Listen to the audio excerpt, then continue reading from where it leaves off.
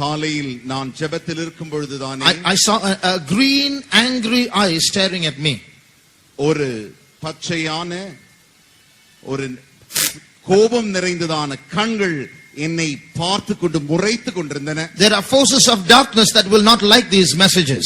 இந்த செய்திகளை இருளின் அதிகாரிகள், இருளின் வல்லமைகள் விரும்புகிறதில்லை. But as light shines and darkness is dispelled, வெளிச்சமானது பிரகாசிக்க பிரகாசிக்க இருளானது அகன்று போகிறது. as the word of God is spoken this evening, வேதவசனமாகிய வேதவசனம் இந்த மாலை வேளையில் நம்மோடு கூட பிரசங்கிக்கப்படும் பொழுது the forces of darkness should leave this place.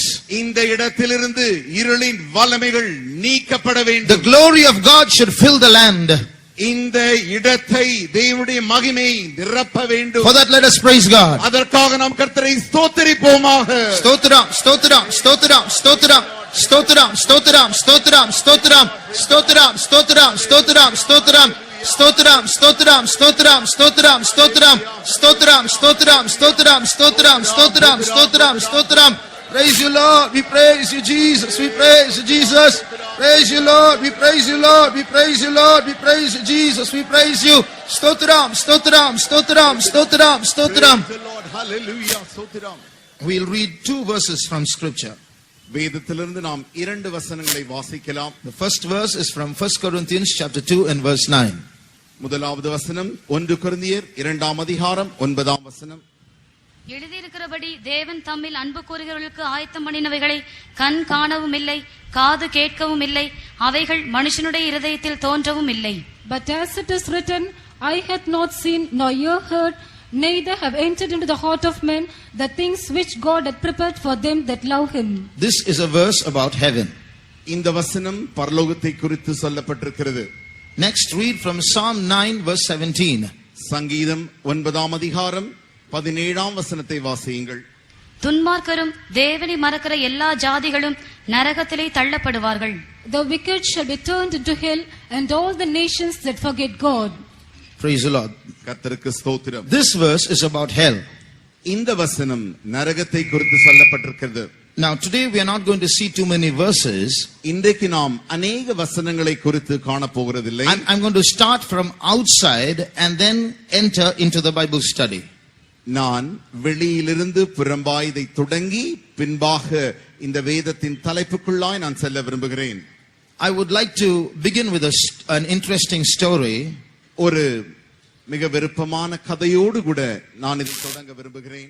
But before that, அதற்கு முன்பாக, is there life after death? மரணத்திற்கு பின்பு ஒரு வாழ்க்கை என்று உண்டோ? Some people say there is heaven and hell. Some people say there is no heaven and hell. சிலர் சொல்லுகிறார்கள் பரலோகம் நரகம் என்று இடம் உண்டு. சிலர் சொல்லுகிறார்கள் பரலோகம் நரகம் என்று சொல்லி அப்படி ஒரு இடமும் இல்லை. What is the truth? Is there really a place somewhere where people will go to after they die, never to return again? மனிதர்கள் மரித்த பின்பு ஒரு இடத்திற்கு சென்றுவிட்டு திரும்பி வருவார்கள் என்பதின் அந்த உண்மை என்ன? Is there a place where people will go to after they die, never to return again? மரித்த பின்பு திரும்ப வர முடியாத அளவிற்கு போகிறதான ஒரு இடம் உண்டோ? Is there really a place like this depicted on this chart, a place that they call beyond the blue, where heaven exists? முதலாவது காணப்படுகிறதான இந்த படத்தை போல, அந்த நீல நில படத்தை போல வானத்திற்கு மேலாய், நீல வானத்திற்கு மேலாய் ஒரு இடம் உண்டோ? Is there a place where fire burns without end, depicted in the picture like this? இங்கே காணப்படுகிறதான அந்த படத்தை போல ஒரு இடம் உண்டே, அங்கே அக்கினி நிறைந்ததான அப்படிப்பட்ட ஒரு இடம் உண்டாயிருக்கிறதோ? Is it true that bad people are going to burn forever and ever after they die? மரித்த பின்பு அந்த அக்கினிக்கு செல்கிறவர்கள் நித்திய நித்திய காலமாய் எரியப்படுவார்கள் என்பது உண்மையாய் இருக்குமோ? One thing I want to say, ஒரு காரியத்தை நான் சொல்ல விரும்புகிறேன். those who do not believe in heaven and hell, and those who do not believe in God, think they are more intelligent than those who believe in these things. ஆனால் நான் ஒரு காரியத்தை சொல்ல விரும்புகிறேன்.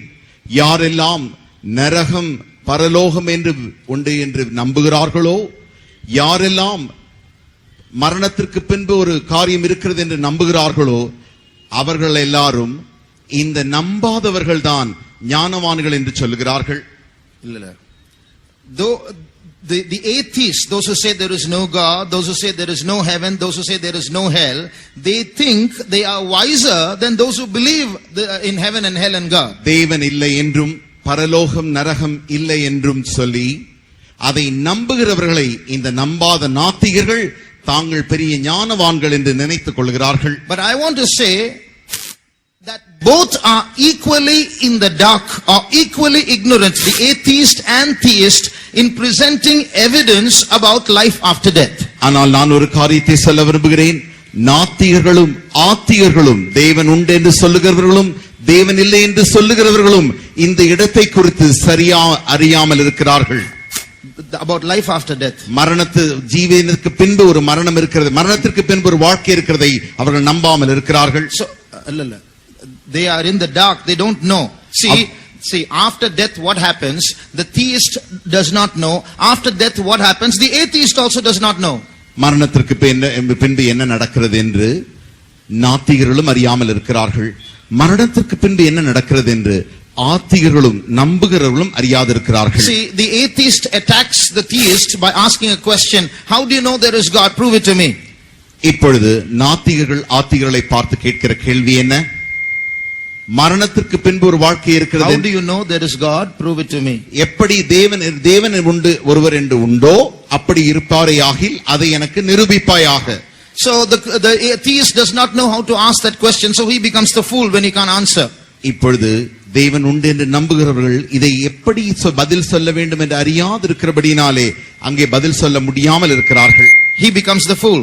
இப்பொழுது அவர்களுக்கு முன்பாக இவன் மதியீனனாய் போய்விடுகிறான். But the theist, the believer in God, can ask back a question saying, can you prove to me that there is no God? அதே நேரத்தில் தேவனை நம்புகிறவர்கள் தேவனை நம்பாத இந்த நாத்திகர்களை பார்த்து, நீ தேவன் இல்லை என்று சொல்லுகிறாயே, அதை உன்னால் நிரூபிக்க முடியுமா? Can you prove to me there is no heaven and no hell? நரகம் பரலோகம் என்ற இடம் இல்லை என்பதை உன்னால் நிரூபிக்க முடியுமா? The atheist has no proof for that either. அதற்கு அதே சமயத்தில் இந்த நாத்திகர்களுக்கும் அந்த நிரூபணத்தை காட்ட ஒரு நிரூபணமும் இல்லை. So eventually, whether you believe in God, whether you believe in hell and heaven, or whether you don't believe in these things, both are faith. கடைசியாக இது என்ன காண்கிறோம் என்றால், நீங்கள் தேவனை நம்பினாலும் பரலோகம் நரகம் இருக்கிறது என்கிற ஒரு இடத்தை நீங்கள் குறித்து நம்பினாலும் இந்த நம்பாதவர்களும் இருவருக்குமே விசுவாசம் என்கிற ஒரு காரியம் தேவையாயிருக்கிறது. The theist believes there is God and heaven and hell. The atheist believes there is no God, no heaven and no hell. Both don't have evidence. தேவன் உண்டென்றும் பரலோகம் நரகம் என்கிற இடம் உண்டென்று சொல்லி இந்த ஆஸ்திகர்கள் நம்புகிறார்கள்.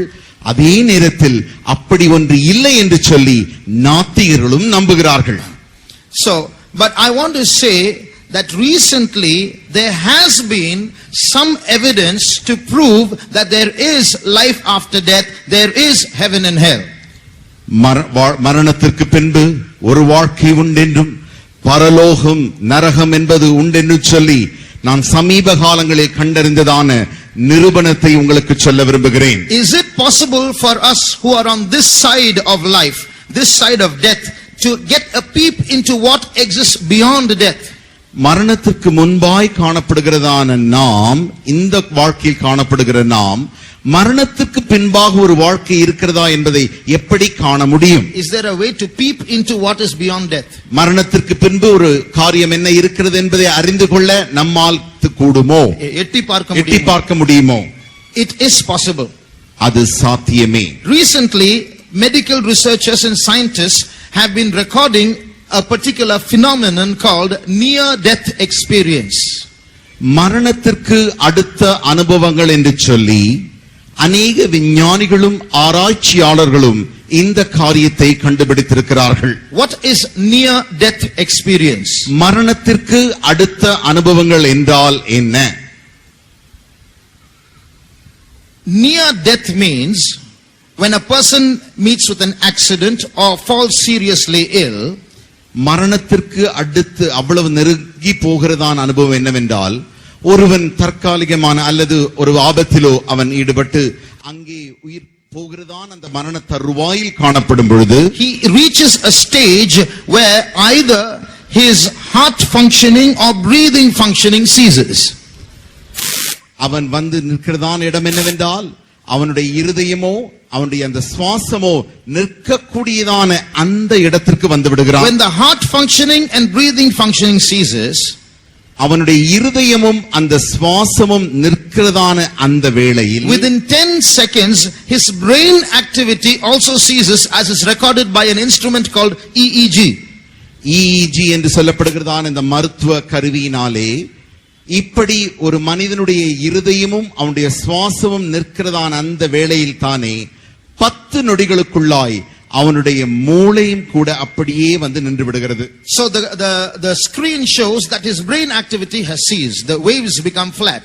அதற்கு பின்பு அவனுடைய அந்த மன அலை வரிசைகளானது அப்படியே வந்து அதுவும் நின்று விடுகிறது. Then after that he is virtually dead, almost dead. அதற்கு பின்பு அவன் ஏறக்குறைய செத்து போனவனை போல் ஆகி விடுகிறான். Few seconds or few minutes he is like that. கொஞ்ச நொடிகள் அல்லது கொஞ்ச நிமிடங்கள் அவன் அப்படியே காணப்படுகிறான். Suddenly he comes back to consciousness. திடீரென்று மறுபடியுமாக அவனுக்கு சுய நினைவு வந்து விடுகிறது. This is called near death. அதுதான் மரணத்திற்கு அருகில் செல்கிறதான Now அனுபவம். what is near death experience? மரணத்திற்கு அருகில் செல்கிறதான அனுபவங்கள் என்றால் என்ன? These people who approach death so closely and come back to life have stories to tell when they regain consciousness. இப்படி மரண தருவாய் வரைக்கும் சென்று திரும்பவுமாக சுயநினைவு பெற்றவர்கள் தங்களை குறித்து சொல்ல அவர்களுக்கு அநேக கதைகள் உண்டு. Now I'm saying this from outside. I'm starting from outside because if I start from inside, some people will say, I don't believe in the Bible. What are you trying to prove from the Bible? நான் இப்பொழுது இந்த காரியங்கள் யாவற்றையும் வெளியிலிருந்து நான் உங்களுக்கு இதிலே உள்ளே கொண்டு வர சொல்ல விரும்புகிறேன்.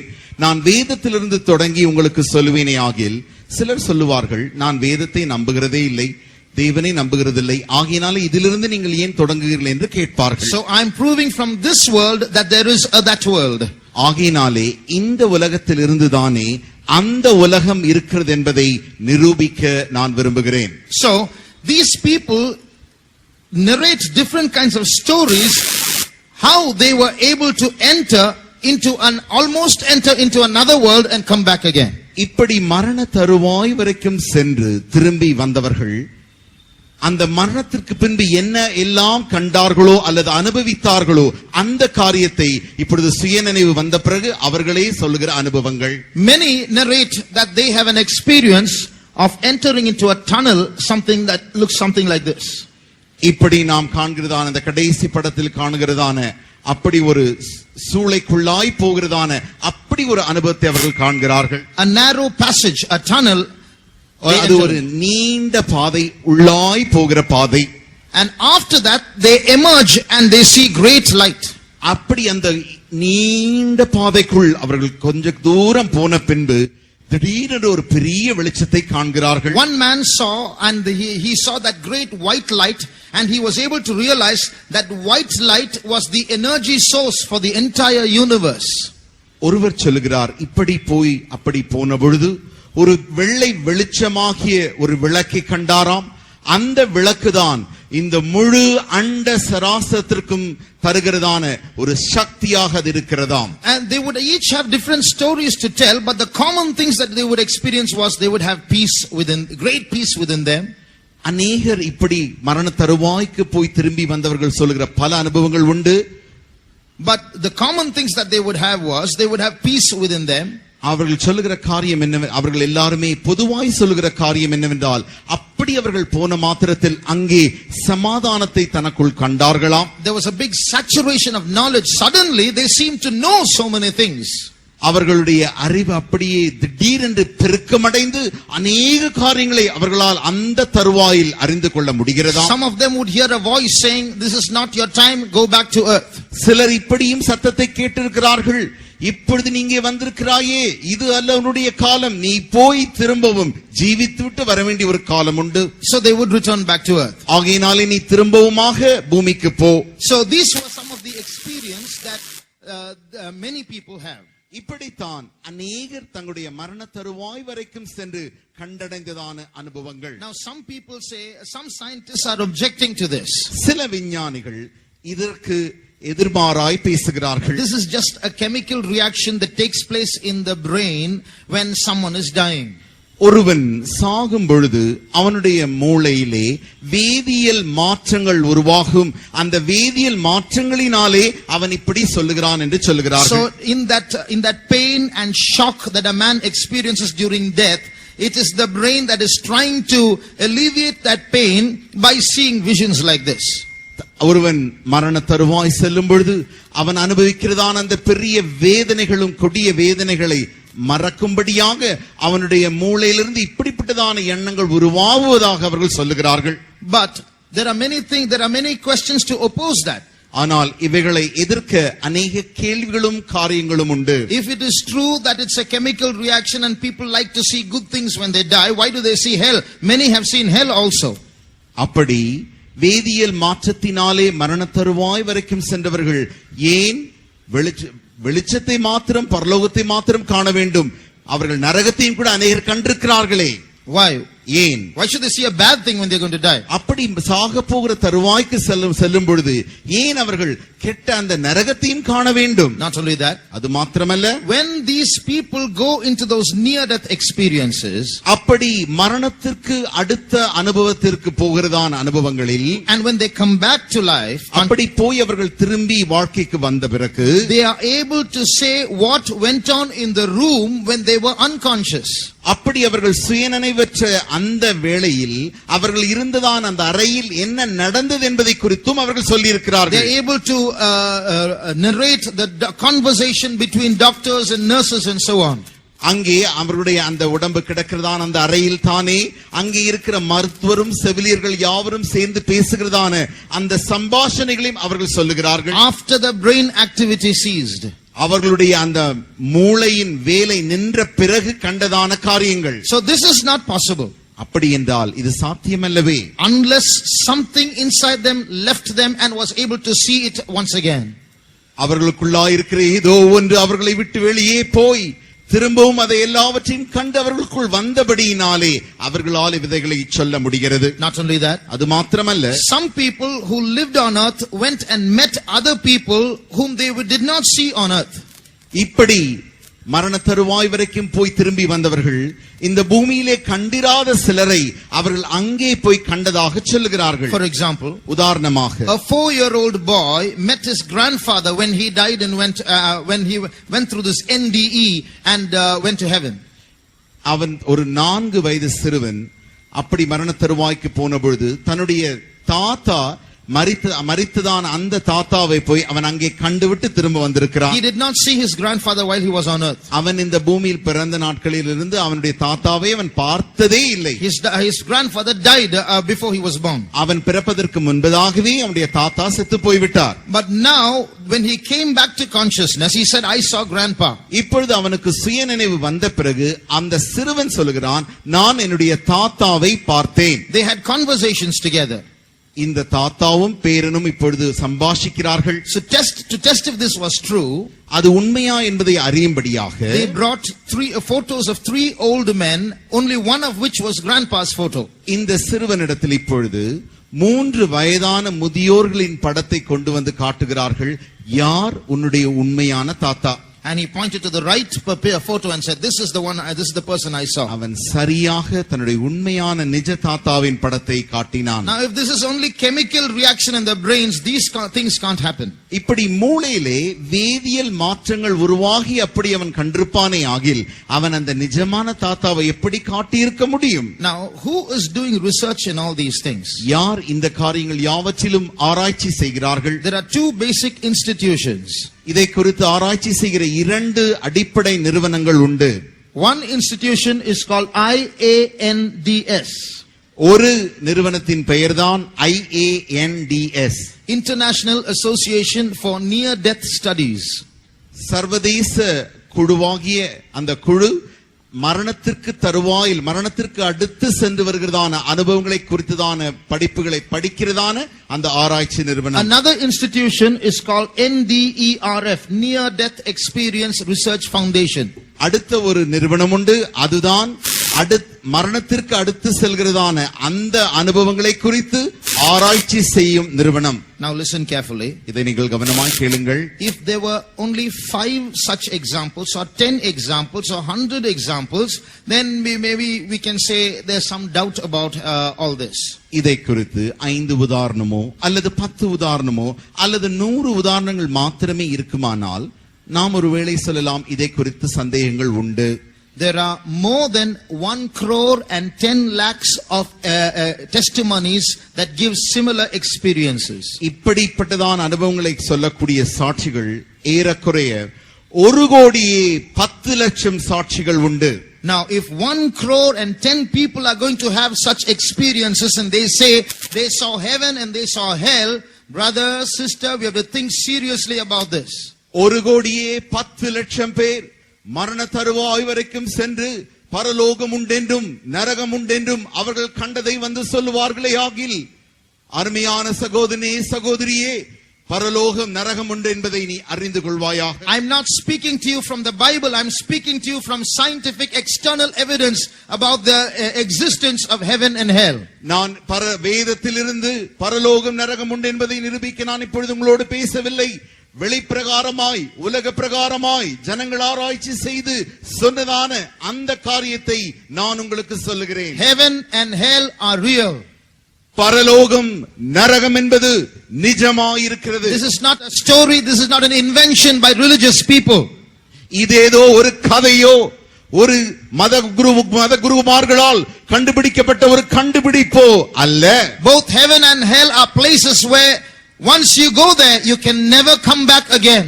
பரலோகம் நரகம் என்கிறதான இடங்கள் நீ ஒரு முறை அங்கே போய்விட்டால் அங்கிருந்து நீ ஒரு காலம் திரும்பி வர முடியாது. Where you go after you die depends on how you live while you are on earth. நீ மரித்த பின்பு எங்கே செல்வாய் என்பது நீ எப்படி இந்த பூமியிலே ஜீவிக்கிறாயோ அதை பொறுத்தே காணப்படுகிறது. Normally people say all good people will go to heaven, all bad people will go to hell. சாதாரணமாக ஜனங்கள் சொல்லுவார்கள் எல்லா நல்லவர்களும் மோட்சத்திற்கும் எல்லா கெட்டவர்களும் நரகத்திற்கும் செல்வார்கள். But the Bible does not agree to that. ஆனால் வேதம் அதை ஒத்துக்கொள்கிறதில்லை. The Bible says all good people and all bad people will all go to hell.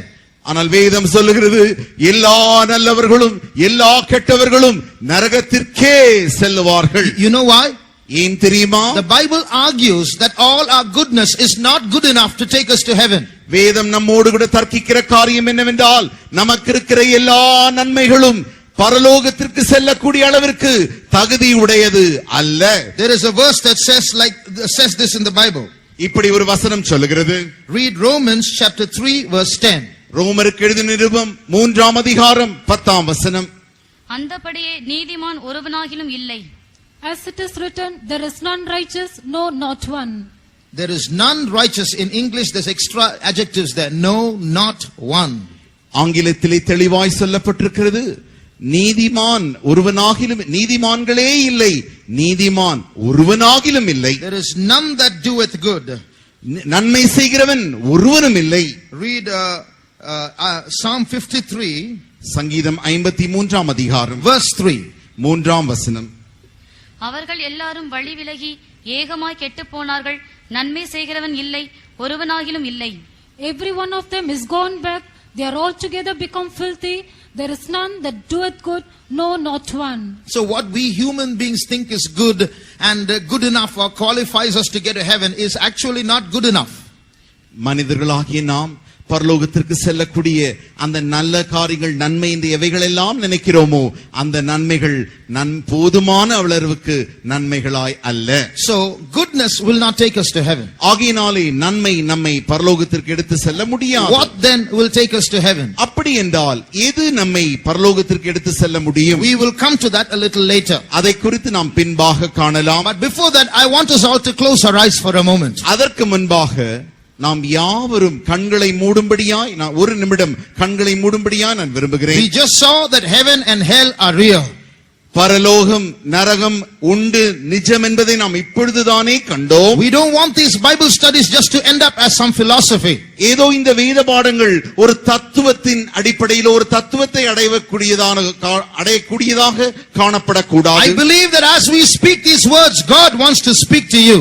நான் விசுவாசிக்கிறேன், நாங்கள் இந்த வசனங்களை பேச பேச தேவனும் உங்களோடு கூட இந்த வார்த்தைகளால் பேச விரும்புகிறார். You are not only going to hear about heaven, you are going to find the way to go to heaven. நீங்கள் பரலோகத்தை மாத்திரம் குறித்து கேள்விப்பட போகிறதில்லை, பரலோகத்திற்கு செல்லக்கூடிய வழியையும் நீங்கள் கேள்விப்பட போகிறீர்கள். We are not here just to convert people to Christianity. We have an important message to give every person listening to us. எங்களுடைய வார்த்தை கேட்கிற ஒவ்வொருவரையும் நாங்கள் கிறிஸ்துவ மத மாற்றம் செய்ய விரும்பவில்லை.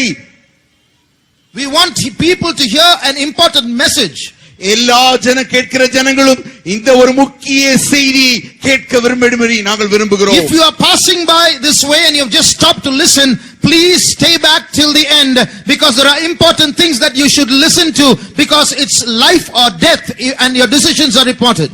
இந்த வழியிலே நீங்கள் போய்க் கொண்டிருக்கும் பொழுது இவர்கள் என்ன பேசுகிறார்கள் என்று கேட்கலாம் என்று நிற்கிறதான அருமையானவர்களை குறித்து நான் சொல்ல வேண்டிய காரியம், தயவு செய்து கடைசி வரை நின்று வாழ்க்கைக்கு பின்பு மரணத்திற்கு பின்பு ஒரு வாழ்க்கை உண்டு என்பதை குறித்துதான அந்த செய்தி நீங்கள் அறிந்து கொள்ளும்படி விரும்புகிறோம். How many want to go to heaven? எத்தனை பேருக்கு பரலோகத்திற்கு செல்ல விருப்பம்? We all want to go to heaven. நாம் யாவருமே பரலோகம் செல்ல விரும்புகிறோம். Today we must find the way to go to heaven. இன்றைக்கு பரலோகம் செல்லக்கூடியதான வழியை நாம் கண்டுபிடிக்க வேண்டும். It's not a religion.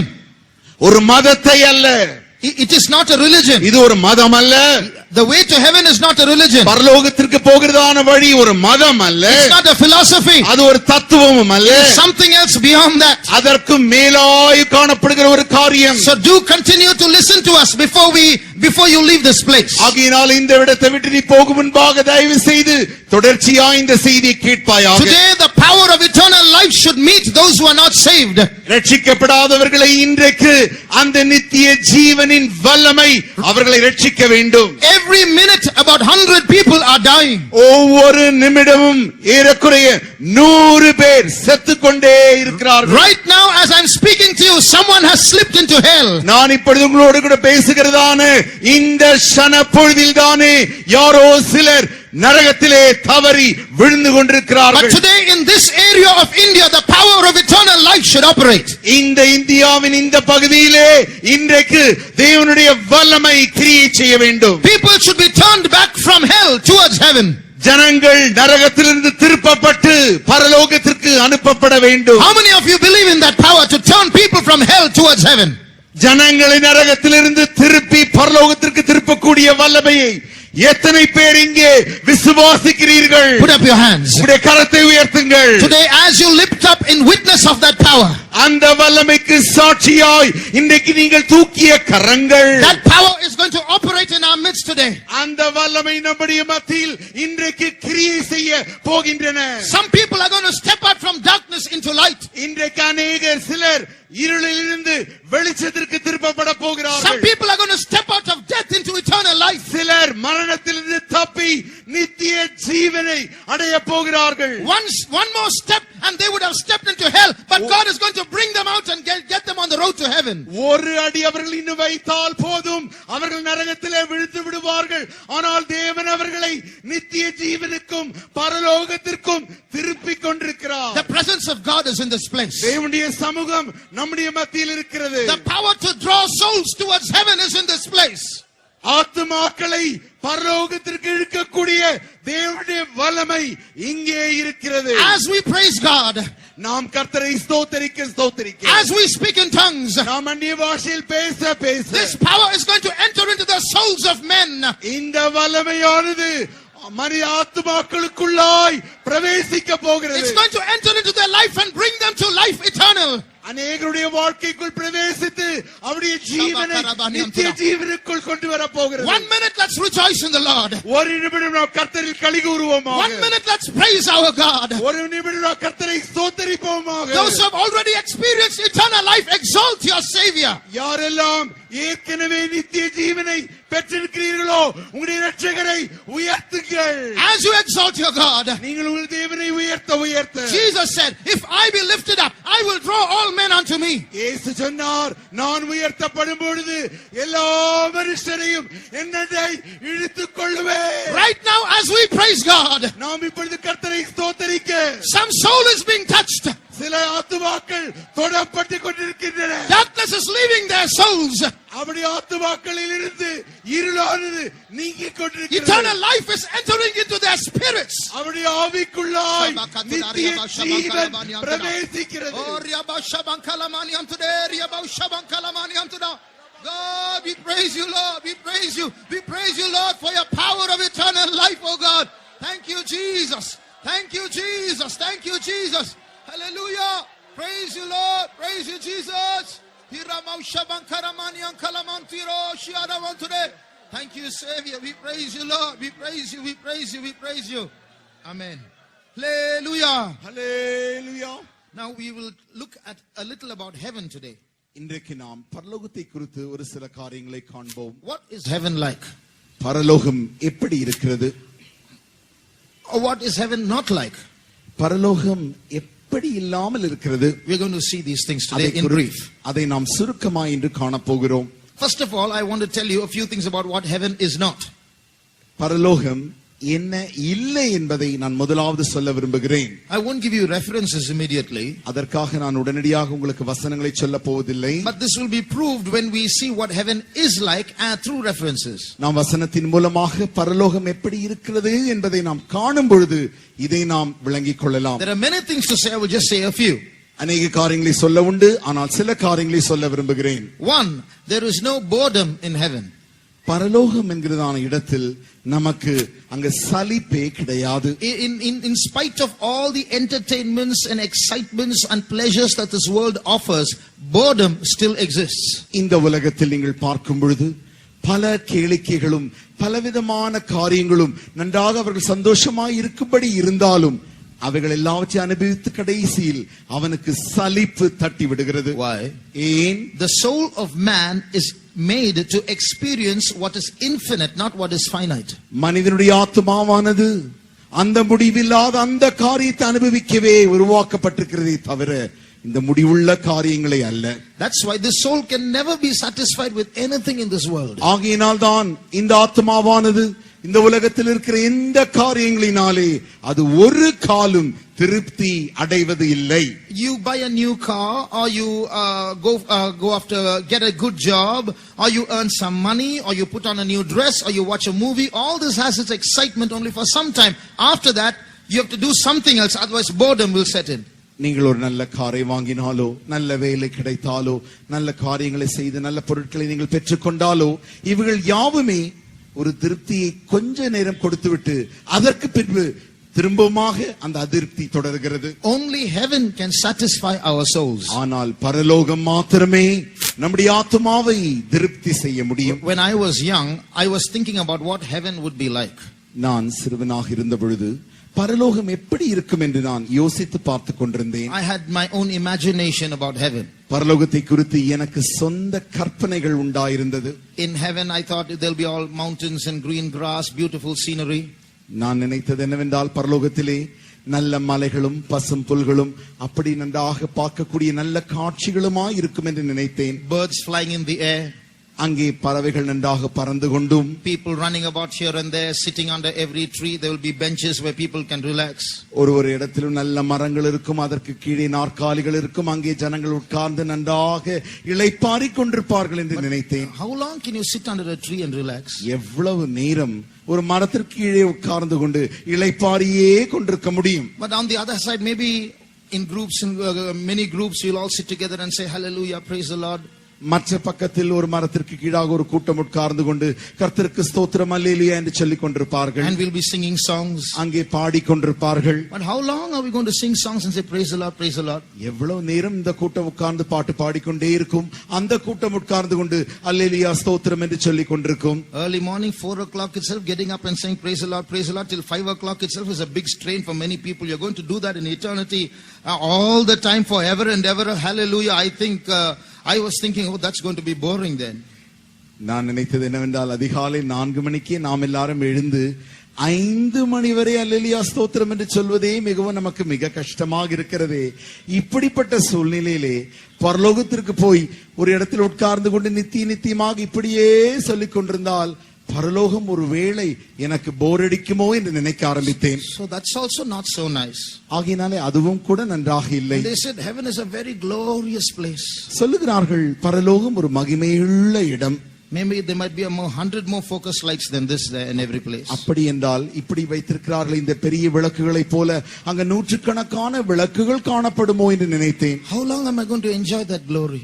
இந்த மகிமை நான் எவ்வளவு காலம் அனுபவிக்க முடியும்? So if you're going to think about heaven only in this angle, இந்த கண்ணோட்டத்தோடு கூட நீங்கள் பரலோகம் இப்படி இருக்கும் என்று நினைப்பீர்களே ஆகில், we are trying to measure heaven with what happens here on earth amongst ourselves. நமக்குள்ளே நம்முடைய பூமியில என்ன நடக்கிறதோ அந்த காரியத்தை வைத்தே பரலோகத்தில் நடைபெறக்கூடிய காரியங்கள் யாவற்றையும் நாம் ஒரு கட்டுக்குள்ளாய் ஒரு அளவுக்குள்ளாய் கொண்டு வருகிறோம்.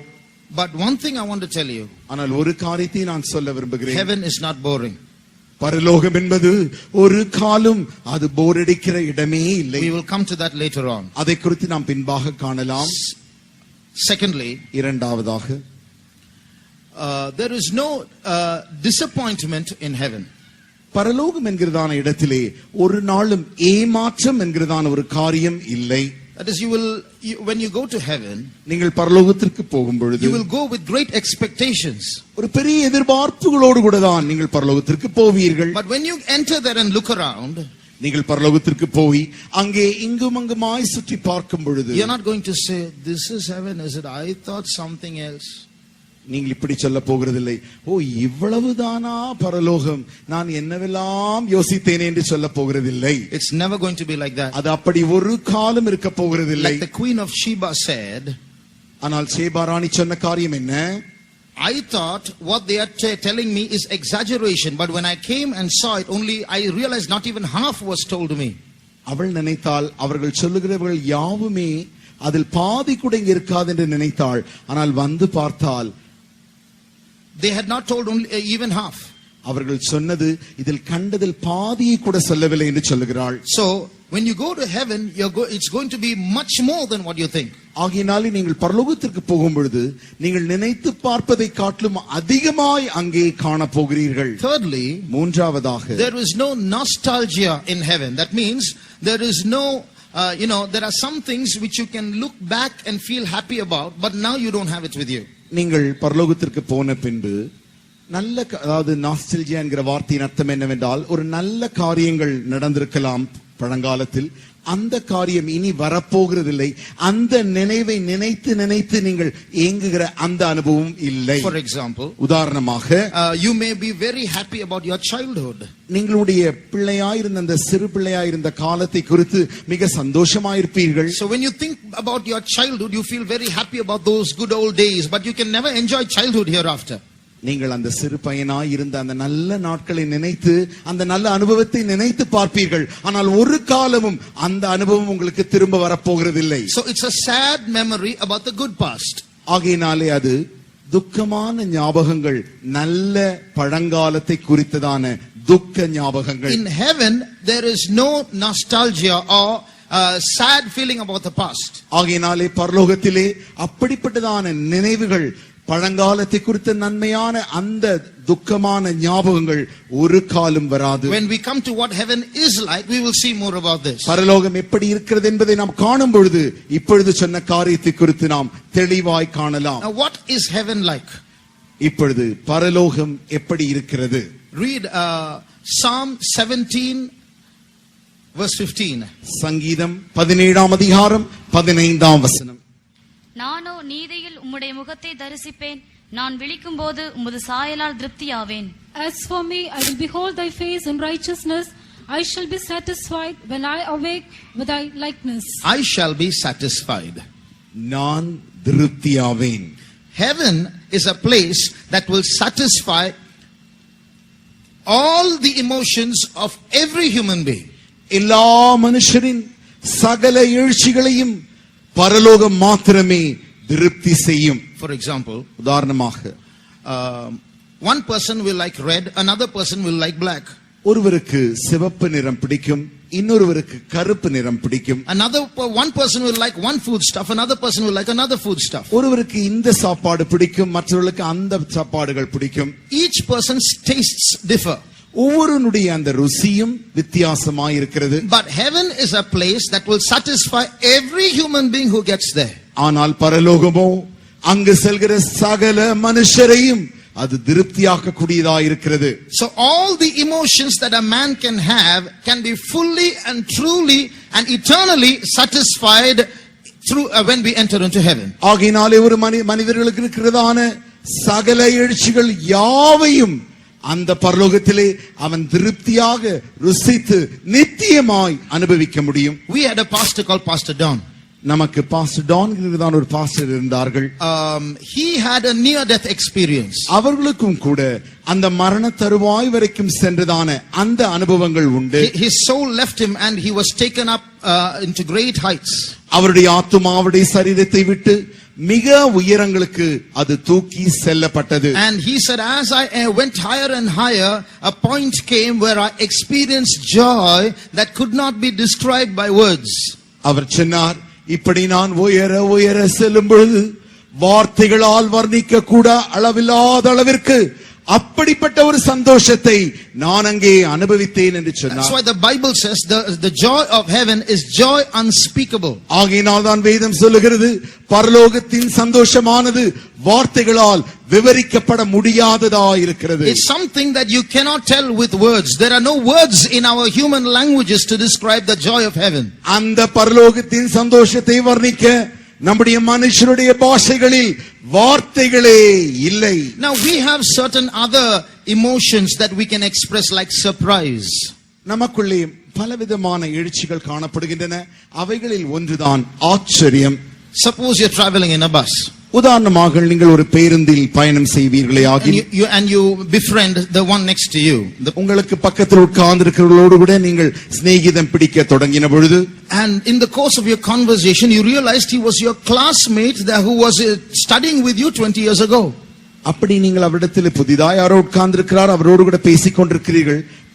பேசதான் விளங்குகிறது, 20 ஆண்டுகளுக்கு முன்பாய் நான் படித்ததான் அதே என்னுடைய வகுப்பில் தான் இவரும் படித்தார் என்று நீங்கள் அறிந்த மாத்திரத்தில் you will say, what a surprise, என்ன ஆச்சரியமா இருக்கிறது என்று சொல்வீர்கள் அல்லவா? So that's called surprise. அதுதான் ஆச்சரியம். In heaven also there will be many surprises.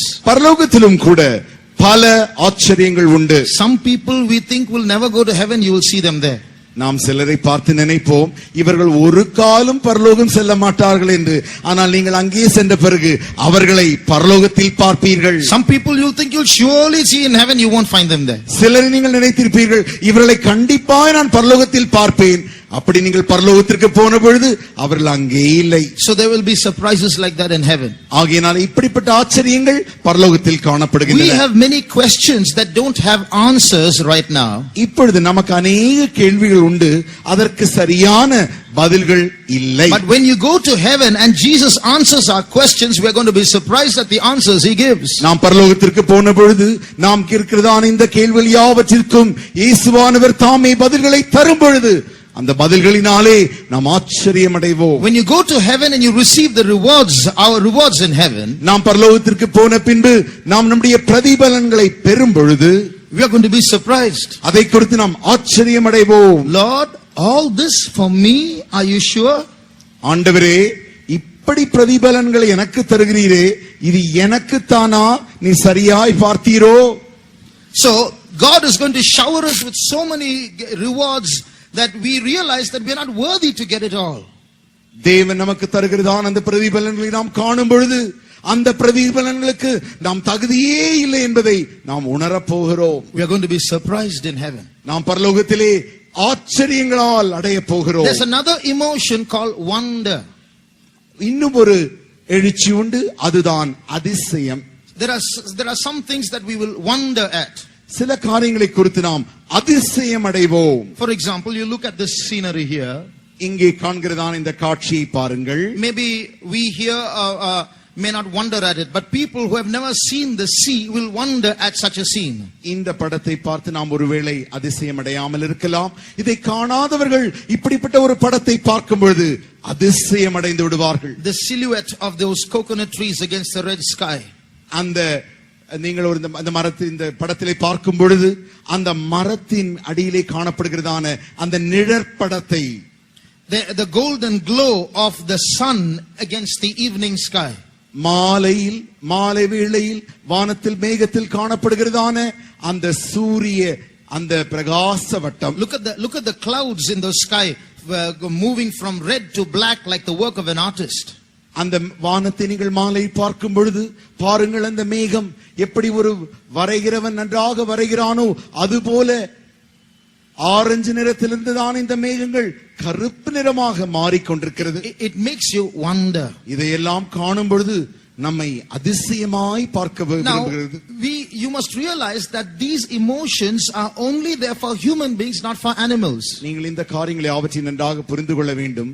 நான் சொன்ன இந்த எழுச்சிகள் யாவும் மனிதர்களுக்கு மாத்திரமே உண்டே தவிர மிருகங்கள் ஒரு நாளும் இந்த எழுச்சிகளுக்கு அவர்களுக்கு இல்லை. You look at these pictures, you will say, wow, so beautiful. நீங்கள் இந்த படத்தை ஒரு நல்ல காட்சி கண்ட பின்பு என்ன அழகாக இருக்கிறது என்று அதிசயம் அடைந்து விடுகிறீர்கள். But you take a printout of this picture and show it to a cow. நீங்கள் இந்த படத்தை ஒரு நன்றாக போட்டோ படம் எடுத்து அதை நீங்கள் கொண்டு போய் ஒரு மாட்டிற்கு காட்டுவீர்களே ஆகில், it won't say wow, it will open its mouth and eat up the photograph. அது பார்த்து அழகாக இருக்கிறது வாயை திறக்காது, மாறாக நேராக வாயினால் வந்து அந்த காகிதத்தை பிடித்து நன்றாக அசை போட்டு விடும். So they don't appreciate wonder and surprise. ஆகினாலே மிருகங்கள் ஒரு காலம் அதிசயங்களை குறித்தும் ஆச்சரியங்களின் எழுச்சிகள் அடையவே முடியாது. Why has God put these emotions into us? ஆனால் தேவன் ஏன் நமக்கு மாத்திரமே இந்த எழுச்சிகளை நமக்குள் வைத்திருக்கிறார்? Because when we go to heaven, we will appreciate heaven. ஏனென்றால் நாம் பரலோகத்திற்கு போன பின்பு பரலோகத்தை நாம் அதிசயமாய் ஆச்சரியமாய் பார்க்கும்படியாக only human beings will be able to understand and admire the beauties of heaven. பரலோகத்தின் அந்த அழகுகளை மனிதகுலம் மாத்திரமே கண்டு ஆச்சரியம் அதிசயம் அடைய முடியும். There is another emotion in us. நமக்குள்ளே இன்னும் ஒரு எழுச்சி உண்டு. It's the longing to know the unknown. தெரியாத ஒன்றை அறிந்து கொள்ளும்படியாக அந்த தூண்டுதல். A curiosity to know what is beyond, what is unknown to you. நமக்கு தெரியாத ஒரு காரியத்தை தெரிந்து கொள்ளும்படி அப்படி தேடுதலான ஒரு தேடுதல். That's an emotion in every human being. அதுதான் மனிதர்களுக்குள்ளாக இருக்கு, அதுவும் ஒரு எழுச்சியாக இருக்கிறது. As evidence, நிருபமாக right now, இப்பொழுதுதானே in all of you, உங்கள் எல்லாருக்குள்ளும் there is something that you want to know. ஏதோ ஒன்றை நீங்கள் அறிந்து கொள்ளும்படி ஒரு தேடுதல் உங்களுக்குள் இருக்கிறது. Something in this sermon that was left unfinished. இந்த செய்தியில் ஏதோ ஒரு காரியம் இன்னும் முடிவடையாமல் இருக்கிறது. Something that you think needs to be mentioned. ஏதோ ஒரு காரியத்தை இவர் சொல்லித்தான் ஆக வேண்டும் என்று அந்த காரியத்தை நீங்கள் எதிர்பார்த்து கொண்டிருக்கிறீர்கள். Can anyone say what is that? அது என்ன என்று யாராகிலும் சொல்ல முடியுமா?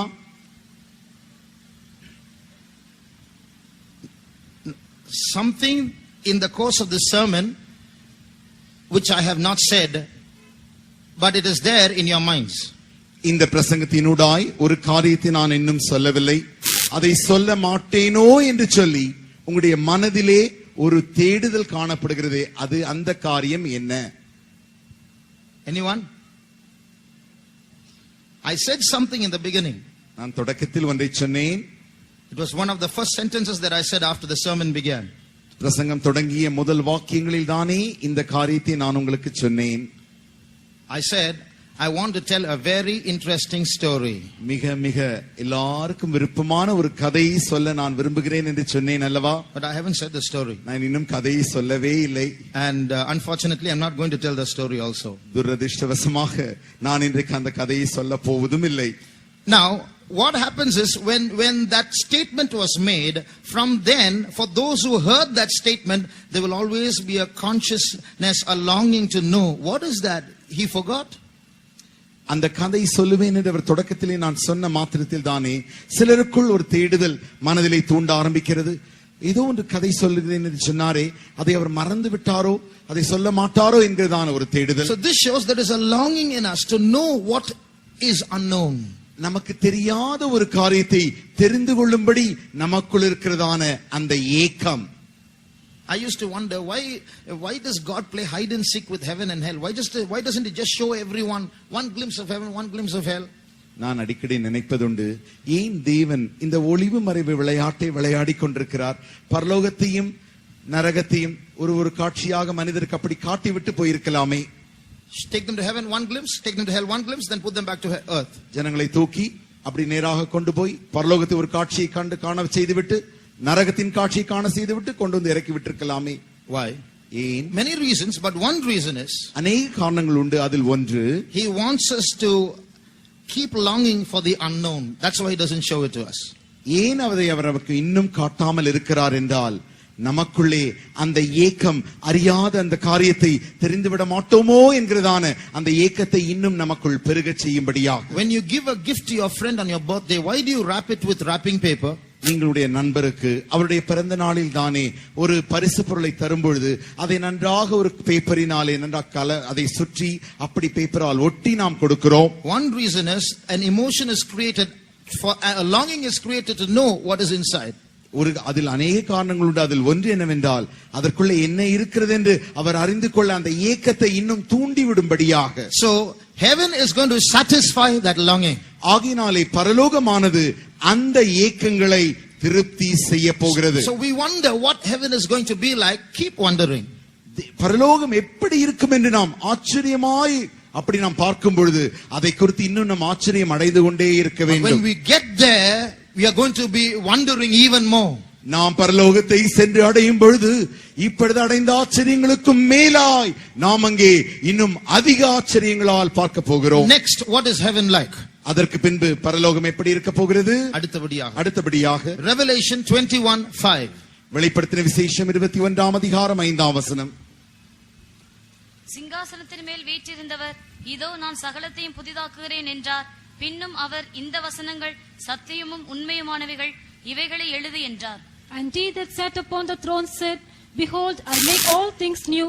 And he said unto me, Write, for these words are true and faithful. In heaven, basically, there are three places. அடிப்படையாக பரலோகத்திலே 3 இடங்கள் காணப்படுகின்றன. New earth, new heaven, new Jerusalem. புதிய பூமி, புதிய வானம், புதிய எருசலேம். Here we see God saying, I make all things new. இங்கே தேவன் சொல்கிறார், இதோ நான் சகலத்தையும் புதிதாக்குகிறேன். And you see these three places all prefixed by new. இந்த 3 காரியங்களுமே புதிது, புது, புது என்று சொல்லப்படுகிறது. So what does that mean? அதனுடைய அர்த்தம் என்ன? Everything is going to be new in heaven. பரலோகத்திலே சகலமும் புதிதா இருக்க போகின்றன. That new is in two ways. அந்த புதிதாகுதல் 2 வழிகளில் நடக்கும். One, all that exists in heaven will never grow old. பரலோகத்தில் காணப்படுகிற யாவும் ஒரு காலம் அது பழமை அடையாது. Today New Delhi, New York and New Zealand are all old. இன்றைக்கு புது டில்லி, இந்த நியூயார்க் பட்டினம், நியூசிலாந்து பட்டினங்கள் இவை யாவுமே பழமையானவைகளாய் மாறிக்கொண்டு வருகின்றன. But new earth and new heaven and new Jerusalem will never grow old. ஆனால் புதிய பூமியும் புதிய வானம் புதிய எருசலேமும் ஒரு காலம் அது பழமை அடைவதில்லை. Secondly, இரண்டாவதாக, we are going to see new things in heaven that we have never seen or even imagined while on earth. நாம் இந்த பூமியில் இருக்கும் பொழுதுதானே நினைத்து கூட எண்ணி கூட பார்க்க கூடாத அப்படிப்பட்ட புதிய காரியங்களை நாம் பரலோகத்திற்கு சென்ற பின்பு காணப்போகிறோம். We are going to listen to new definitions of new substances in heaven. பரலோகத்தில் இருக்கிறதான காரியங்களை குறித்ததான புதிய காரியங்களை நாம் கேட்க போகிறோம். We are going to heaven and we are going to ask Jesus, Lord, what's that? நாம் பரலோகத்திற்கு போய் ஆண்டவரை நோக்கி, ஆண்டவரே இது என்ன? What's this? இது என்ன? So many new things are going to be there in heaven. பரலோகத்திலே அநேக புதிய காரியங்கள் காணப்பட போகின்றன. Things things that we have never seen. இப்படிப்பட்ட காரியங்களை நாம் கண்டதும் இல்லை. That's why in the key verse we read, "Eye hath not seen, nor ear heard, neither has entered into the imaginations of the heart what God has prepared for those who love him." தேவன் தம்மில் அன்பு கூறுகிறவர்களுக்கு ஆயத்தம் பண்ணினவைகளை கண்கள் கண்டதும் இல்லை, காதுகள் கேட்டதும் இல்லை, அவனுடைய இருதயத்தில் அவைகள் தோன்றினதும் இல்லை. So God is preparing something very, very new for human beings who have a close relationship with God. தேவனோடு கூட நெருங்கிய உறவு வைத்திருக்கிறதான மனிதர்களுக்கு தேவன் அநேக காரியங்களை ஆயத்தம் செய்து கொண்டிருக்கிறார். Not only that, அது மாத்திரமல்ல, like I used to imagine, as I told you, so we'll be sitting under green trees and relaxing, but that's not going to be the case in heaven. நான் ஏற்கனவே சொன்னேன், நான் சிறுவனாய் இருந்தபொழுது யோசித்தது வண்ணமாக பரலோகத்திற்கு போய் ஒரு மரத்தடியில் உட்கார்ந்து அந்த பசுமையான புல்களின் மத்தியில் உட்கார்ந்திருப்போம் என்று சொன்னேனே, அது அப்படி இருக்க போகிறதும் இல்லை.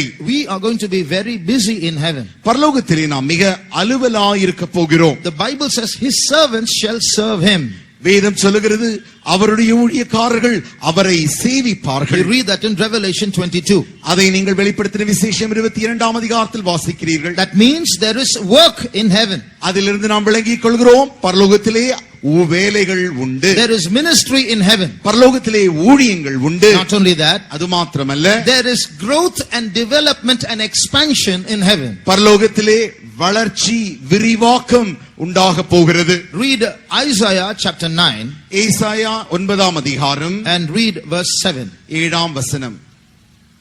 தாவீதின் சிங்காசனத்தையும் அவனுடைய ராஜ்யத்தையும் அவர் திடப்படுத்தி அதை இது முதற் கொண்டு என்றென்றைக்கும் நியாயத்தினாலும் நீதியினாலும் நிலைப்படுத்தும்படிக்கு அவருடைய கர்த்தத்துவத்தின் பெருக்கத்துக்கும் அதன் சமாதானத்துக்கும் முடிவில்லை. சேனைகளின் கர்த்தர் Of the increase of his government and peace there shall be no end. Of the increase of his government there shall be no end. அவருடைய கர்த்தத்துவத்தின் பெருக்கம் எப்பொழுதும் உண்டாயிருக்கும், அதற்கு முடிவில்லை. What does that mean? அதன் அர்த்தம் என்ன? It doesn't say his government is an endless government. அவருடைய கர்த்தத்துவமானது முடிவில்லாத கர்த்தத்துவம் என்று சொல்லவில்லை. It says the increase of the government is endless. அவர் சொன்ன காரியம் அவருடைய கர்த்தத்துவமாகிய அரசாங்கமானது அது கர்த்தத்துவத்தின் பெருக்கத்திற்கு முடிவில்லை. அவருடைய கர்த்தத்துவத்தின் பெருக்கத்திற்கு முடிவில்லை. So that means it's not an endless government like going from age to age. It's endless expansion. It's endless development. ஆகினாலே ஏதோ முடிவுள்ள ஒரு கர்த்தத்துவத்தின் முடிவு வருகிறது என்ற அர்த்தமல்ல, அந்த கர்த்தத்துவத்தின் பெருக்கத்திற்கு ஒரு காலம் முடிவே வருவதில்லை. So it's not only an endless government, it's an endless growth as well. அது முடிவில்லாத கர்த்தத்துவம் மாத்திரமல்ல, அந்த கர்த்தத்துவத்தின் பெருக்கத்திற்கும் முடிவே இல்லை. So there's going to be growth and development and expansion in heaven eternally, endlessly. ஆகினாலே பரலோகத்திலே வளர்ச்சியும் பெருக்கமும் நித்தியமாய் காணப்பட போகிறது. Not only that, அது மாத்திரமல்ல, heaven is going to be everybody's home. If a man gets there, it's going to be his home. பரலோகமானது ஒரு மனிதன் பரலோகத்திற்கு செல்வானேயாகில் அது மனிதர்கள் தங்கக்கூடிய அந்த இல்லமாய் அது மாறப்போகிறது. For example, we all have our homes. உதாரணமாக நம் யாவருக்குமே நமக்கு இல்லங்கள் உண்டு. No matter how much you study in hostel and how much you like to be there, no matter how many friends are there, there's nothing as sweet as home, isn't it? நாம் என்னதான் போய் கல்லூரியிலே அல்லது விடுதியிலே தங்கி மற்றவர்களோடு கூட சேர்ந்து நன்றாக படித்தாலும் தங்கி இருந்தாலும் சரி, நாம் தங்குறதான அந்த வீடு அந்த இல்லத்தை போல் ஒன்றும் அமையாதல்லவா? So just like that, heaven is going to be a home if we get there. அதே வண்ணமாக பரலோகமும் நாம் அங்கே செல்லும் பொழுது அது நாம் தங்குகிறதான சொந்த வீடாய் இல்லமாய் அது மாறப்போகிறது. No person who goes to heaven will be homesick.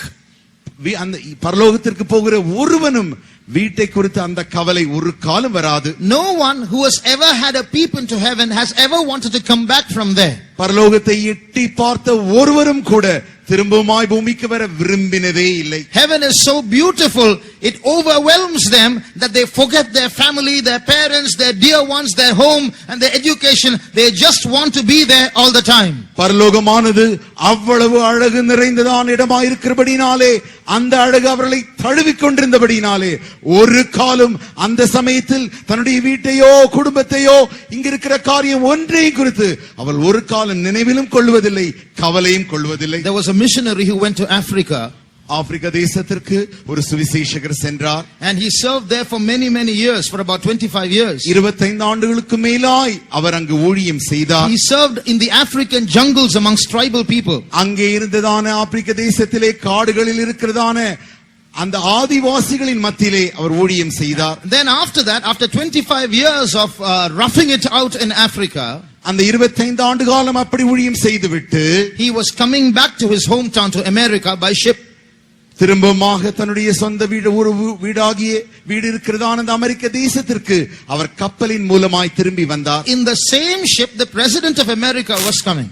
அதே கப்பலில் தானே அந்த அமெரிக்க ஜனாதிபதியும் அதிலே பிரயாணம் செய்தார். He had gone there for 3 weeks of hunting. இந்த ஆப்பிரிக்க காடுகளுக்கு இந்த அமெரிக்க ஜனாதிபதி 3 வாரம் அந்த காடுகளின் வேட்டை என்கிறதான ஒரு கேளிக்கைக்காக போயிருந்தார். And while he was coming back, அப்படி அவர் திரும்பி வரும்பொழுது, as the ship entered the harbor, இப்பொழுது இந்த கப்பலானது துறைமுகத்தை அடையும் பொழுது, there were bands waiting to welcome the president. இப்பொழுது ஜனாதிபதி இந்த கப்பலில் வருகிறபடியினாலே மேள வாத்தியங்கள் யாவும் வாசிக்கும்படி ஆயத்தமாய் தரையில் காணப்பட்டன. And with a 21 gun salute, they welcomed the president. 21 துப்பாக்கி முழக்கங்களோடு கூட ஜனாதிபதியை வரவேற்கிறார்கள். This man, this missionary, felt very sad. இப்பொழுது இந்த சுவிசேஷகர் இதை கண்டு மிக துக்கமடைந்தார். Lord, what is this? ஆண்டவரே, இது என்ன? 25 years I served you in the jungles of Africa amongst missionaries. I come back, there's no one to welcome me. But this president goes to Africa for 3 weeks of leisurely hunting. He comes back and here's a band welcoming him. Is this fair, Lord? ஆண்டவரே, இது என்ன? நான் 25 ஆண்டு காலமாய் அந்த ஆப்பிரிக்க காடுகளுக்கு சென்று அங்கே இருக்கிற ஆதிவாசிகளுக்கு உமக்காய் நான் ஊழியம் செய்து திரும்பி வரும்பொழுது வரவேற்க ஒன்றையும் காணோம். ஆனால் இந்த ஜனாதிபதியை நீர் பாரும். அவர் இந்த ஆப்பிரிக்க காடுகளுக்கு 3 வாரம் வேட்டையாடுதல் என்கிறதான விளையாட்டிற்கு வந்துவிட்டு அவர் திரும்பி வருகிறார். இவரை வரவேற்க இப்படி மேளதாள வாத்தியங்கள், இது நியாயமோ என்று அவர் ஆண்டவரை பார்த்து கேட்டார். When I come home, there's no one to welcome me. He comes home, there's a big crowd to welcome him. நான் என்னுடைய சொந்த தேசத்திற்கு திரும்பி வரும்பொழுது என்னை வரவேற்க ஒருவரும் இல்லை. இந்த ஜனாதிபதிக்கோ இத்தனை பேர்கள் இருக்கிறார்கள். Then he heard a voice. அப்பொழுது அவருக்கு ஒரு சத்தம் கேட்டது. You are not yet come home. நீ இப்பொழுதும் நீ திரும்பி, இது அல்ல என்னுடைய வீட்டிற்கு நீ திரும்பி வந்த காரியம். You have not yet come home. நீ இன்னும் வீட்டுக்கு திரும்பி வரவில்லை. In other words, மற்ற வார்த்தைகளில், that missionary's home is not America, it's heaven. அந்த சுவிசேஷகனின் வீடு, அந்த சொந்த இல்லமானது அமெரிக்க தேசம் அல்ல, அது பரலோகமாய் இருக்கிறது. So God was telling the missionary, you've not yet come home, you come home there and you see what welcome you're going to get. அப்பொழுது தேவன் தான் அவரிடத்தில் சொன்னார், இது அல்ல உன்னுடைய வீடு, இன்னும் நீ உன்னுடைய சொந்த இல்லத்திற்கு திரும்பி வரவில்லை, உன்னுடைய சொந்த இல்லமாகிய பரலோகத்திற்கு வா, அப்பொழுது அந்த வரவேற்பை நீ பார்ப்பாய். If men can honor their president with such grandeur, மனிதர்கள் தன்னுடைய ஜனாதிபதி இவ்வளவு அலங்காரம் செய்து வரவேற்பார்களே ஆகில், the welcome that God has prepared for his beloved people as they enter into heaven is beyond description. தேவன் தன்னுடைய அருமையான ஜனங்கள் பரலோகத்திற்கு வரும்பொழுது அவர்களுக்கு ஆயத்தம் பண்ணினதான வரவேற்பானது வர்ணிக்கவே முடியாது. Wait and see till you get home. நாம் நம்முடைய சொந்த இல்லத்திற்கு போகும்போது வரைக்கும் காத்திருந்ததை காண்போமாக. One more thing I would like to say. இன்னும் ஒரு காரியத்தை நான் சொல்ல விரும்புகிறேன். We live in a world of 3 dimensions. நாம் வாழ்கிறதான இந்த உலகமானது 3 கண்ணோட்டங்களில் காணப்படுகிறதான உலகமாயிருக்கிறது, பரிமாணங்களினால் காணப்படுகிற உலகமாயிருக்கிறது. And heaven is another dimension. பரலோகம் என்பது வேறொரு பரிமாணத்தால் காணப்பட வேண்டியவை. That's why we don't see it. ஆகையினால் தான் நம்மால் அதை காணக்கூடாமல் இருக்கிறது. If you turn to Acts chapter 1, அப்போஸ்தல நடபடிகள் 1ஆம் அதிகாரத்திற்கு உடைய வேதத்தை திருப்பும் பொழுது, when Jesus entered into heaven from earth, பூமியிலிருந்து இயேசுவானவர் பரமண்டலங்களுக்கு ஏறி சென்ற பின்பு, read verse 9. 9ஆம் வசனம். இவைகளை அவர் சொன்ன பின்பு அவர்கள் பார்த்து கொண்டிருக்கையில் உயர எடுத்துக்கொள்ளப்பட்டார். அவர்கள் கண்களுக்கு மறைவாக ஒரு மேகம் அவரை எடுத்துக்கொண்டது. And when he had spoken these things, while they beheld, he was taken up, and a cloud received him out of their sight. So here we see they saw him ascending into heaven. Suddenly a cloud came and then received him, and then he disappeared. அவர் அப்படி சென்று கொண்டிருந்த பொழுது அவர்கள் பார்த்து கொண்டிருக்கையில் அவர் உயர எடுத்துக் கொள்ளப்பட்டார். அவர்கள் கண்களுக்கு முன்பாக மறைவாக ஒரு மேகம் வந்து அப்படி மறைத்து அவரை எடுத்துக்கொண்டது. So that cloud was a portal, a door into the other dimension. ஆகையினாலே இந்த மேகமானது அந்த மற்ற பரிமாணத்தின் அந்த திறவு கதவாய் இருக்கிறது. Now, what I'm going to tell you is not doctrine or truth. I'm just giving you food for thought.